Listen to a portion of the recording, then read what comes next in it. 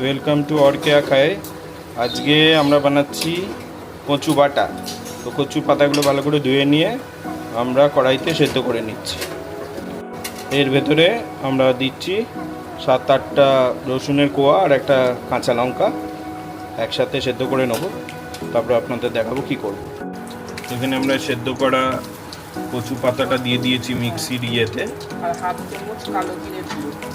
চামচ দিলাম কালো জিরের গুঁড়ো। আর এইদিকে কড়াইতে আমরা সরষের তেল গরম করে নিয়েছি, ওর ভেতরে দিয়ে দিলাম শুকনো লঙ্কা 3টে আর 3 কোয়া রসুন। তার মধ্যে এবার আমরা দিয়ে দিচ্ছি চিংড়ি, 4-5টা মিডিয়াম সাইজের চিংড়ি দিয়ে দিচ্ছি। তারপরে আমরা এই কচু পাতাটা বেটে নেব মিক্সিতে। চিংড়ি ভেজে নিয়েছি, শুকনো লঙ্কা ভেজে নিয়েছি আর পেস্টটা অর্ধেক করে নিয়েছি। এবার এটা আমরা এই পেস্টের মধ্যে দিয়ে দেবো, চিংড়িটা শুকনো লঙ্কাটা দিয়ে আবার এটাকে চালিয়ে নেব। এটা একসাথে আমরা পেস্ট করে নিয়েছি। এবার এটা ওই চিংড়ি আর শুকনো লঙ্কা ভাজা তেলে ছেড়ে দেবো।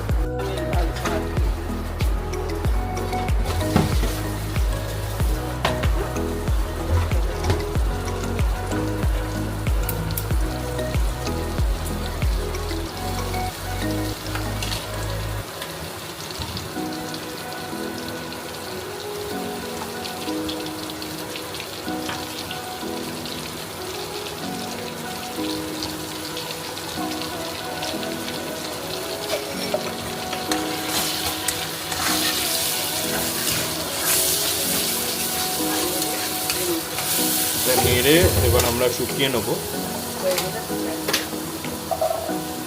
এবার এর মধ্যে আমরা দিচ্ছি অল্প একটু চিনি,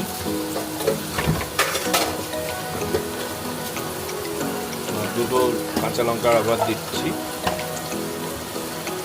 এটা ভালো করে এবার আমরা শুকিয়ে নেব।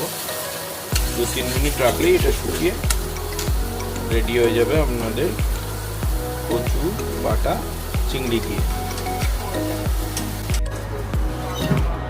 এটা শুকিয়ে গেছে, কড়াই থেকে জল শুকানোর পরে আমরা নামিয়ে নিয়েছি। হয়ে গেছে আমাদের দুধ কচু পাতা চিংড়ি বাটা।